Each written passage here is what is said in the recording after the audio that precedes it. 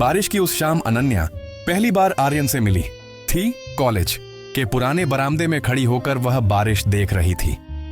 भीगे हुए पेड़, मिट्टी की खुशबू और उसके मन में एक अजीब सी उदासी। तभी किसी ने पीछे से कहा, बारिश हमेशा इतना चुप क्यों कर देती है? अनन्या ने मुड़कर देखा। साधारण सा लड़का, आंखों में गहराई और चेहरे पर हल्की मुस्कान। शायद इसलिए क्योंकि बारिश सब कह जाती है। उसने जवाब दिया। आर्यन मुस्कुराया। मैं आर्यन। अनन्या, उसने धीरे से कहा। उसी पल कुछ शुरू हुआ जिसे दोनों नाम नहीं दे पाए। धीरे धीरे मुलाकातें बढ़ने लगीं। कभी लाइब्रेरी में, कभी कैंटीन की भीड़ में और कभी उसी बरामदे में। बातें छोटी होती पर एहसास गहरे। आर्यन कम बोलता था, पर जब बोलता तो सीधा दिल में उतर जाता।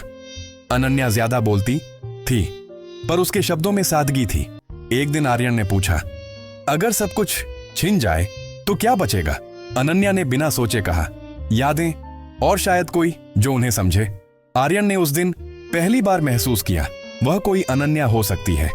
समय के साथ दोनों एक दूसरे की आदत बन गए। सुबह की पहली चाय, शाम की आखिरी कॉल, बारिश में भीगना और धूप में सपने देखना। एक शाम आर्यन ने कहा, मैं बहुत डरता हूं। किससे? किसी को इतना चाह लेने से कि खोने का डर बड़ा हो जाए। अनन्या ने उसका हाथ थाम लिया। अगर डर है तो इसका मतलब प्यार है।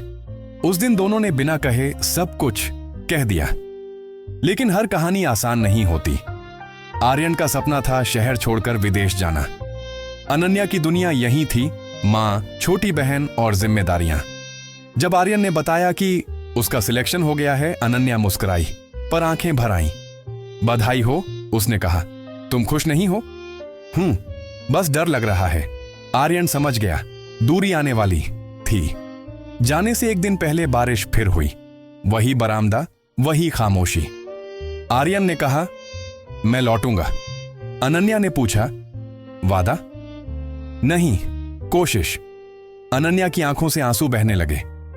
कभी कभी कोशिशें भी टूट जाती हैं आर्यन। आर्यन कुछ नहीं बोला। उसने बस अनन्या को गले लगा लिया। उस पल दोनों जानते थे यह अलविदा है, पर अंत नहीं। समय बीत गया। कॉल कम होती गई, मैसेज औपचारिक हो गए। दूरी सिर्फ शहरों की नहीं थी, जिंदगी की भी थी। अनन्या ने खुद को संभाला। आर्यन अपने सपनों में उलझ गया, पर बारिश आज भी दोनों को एक दूसरे की याद दिलाती थी। 5 साल बाद उसी शहर में, उसी कॉलेज में एक सेमिनार था। अनन्या अब लेक्चरर थी और आर्यन एक सफल आर्किटेक्ट। बारिश फिर हुई। बरामदे में खड़ी अनन्या ने वही आवाज सुनी। बारिश आज भी उतना ही चुप कर देती है। वह मुड़ी। आर्यन सामने था। कुछ पल दोनों चुप रहे। फिर अनन्या ने पूछा, सब ठीक? आर्यन ने कहा, सब कुछ, पर कुछ अधूरा। अनन्या मुस्कुराई। कुछ अधूरा रहना भी जरूरी होता है ताकि हम याद रख सकें। आर्यन ने उसकी आंखों में देखा। अगर मैं कहूं अब भी? अनन्या ने बीच में रोक दिया। अब सवाल मत पूछो आर्यन, बस साथ चलो। दोनों बारिश में चलते रहे, बिना वादों के, बिना डर के, क्योंकि कुछ प्यार पूरे होकर नहीं, अधूरे रहकर हमेशा के लिए पूरे हो जाते हैं।